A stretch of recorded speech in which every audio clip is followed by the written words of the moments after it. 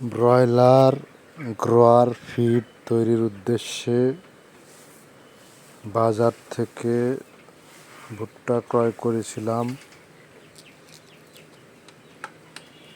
তো সেই ভুট্টা কতটুকু প্রাণীর জন্য নিরাপদ সেটা আপনারা এই ভিডিও দেখলে বুঝতে পারবেন। ৬০ কেজি ভুট্টার ভিতরে এই যে ৫ কেজি এই ডাস্ট পাওয়া গেছে। এগুলা যদি আমি ফিডের মধ্যে দিতাম তাহলে কি প্রাণীর খাদ্য নিরাপদ থাকতো, মানসম্মত থাকতো?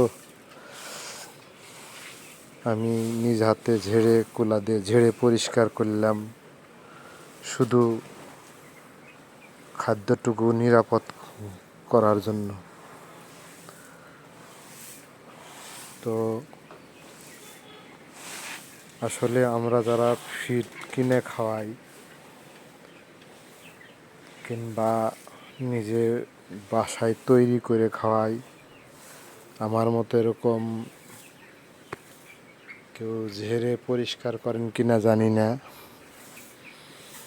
তো পরিষ্কার থাকলে তো ভালো, আর না থাকলে সেটা কতটুকু খাদ্য হিসেবে নিরাপদ থাকবে প্রাণীর জন্য, এটা আপনারাই বিবেচনা করবেন। আর যারা ক্রাশ করা ভুট্টা কেনেন তারা এখন বোঝেন যে কি খাওয়ান আপনারা আপনাদের মুরগিগুলাকে। হ্যাঁ,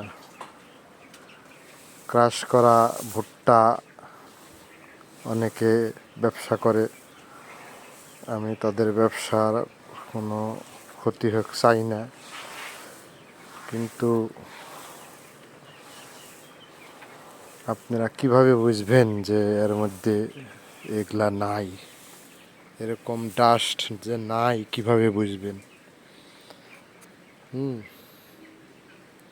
৬০ কেজির মধ্যে আমি ৫ কেজি পাইছি, তাহলে বোঝেন কি ভেজাল যে ৬ লাখ